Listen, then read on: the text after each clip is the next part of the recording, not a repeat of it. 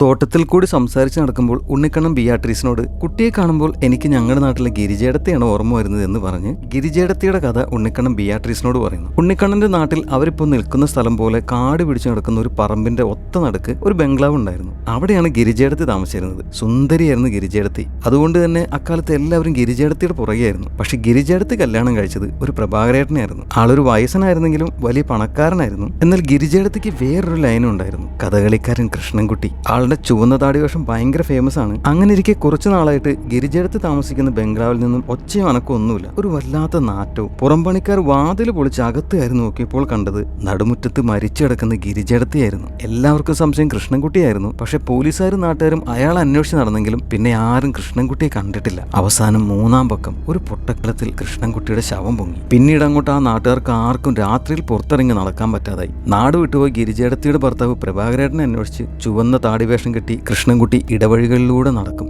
ആളുകൾ ഇങ്ങനെ ഇടവഴികളിലൂടെ നടക്കുമ്പോൾ പുറകീന്നൊരു വിളിയാ എന്ന് ഉണ്ണിക്കണ്ണൻ പറഞ്ഞതും പെട്ടെന്ന് അവരുടെ പുറകിൽ നിന്നും എന്ന് ആരോ വിളിക്കുന്നു. ഞെട്ടിത്തിരിഞ്ഞു നോക്കി ഉണ്ണിക്കണ്ണനോടും ബിയാട്രീസിനോടും അതേ ഒരു ബീഡിയുണ്ട് എടുക്കാൻ എന്ന് ആരോ ചോദിക്കുന്നു. അപ്പോൾ ഒരു മരത്തിന്റെ പുറകിൽ നിന്നും ചുവന്ന ചായം പൂശി താടിവേഷം കിട്ടിയ കൃഷ്ണൻകുട്ടി പുറത്തേക്ക് വന്ന് ഒരു ബീഡി കത്തിച്ച് വലിച്ച് പുക ഊതി വിടുന്നു. അത് കണ്ട് ബിയാട്രീസ് പേടിച്ച് വിറച്ച് നിൽക്കുകയാണ്. ഈ ഹൊറർ മിസ്റ്ററി സിനിമയുടെ മുഴുവൻ കഥ നമ്മുടെ ചാനലിലുണ്ട്. കേട്ടിട്ട് എല്ലാവരും അഭിപ്രായം പറയണേ.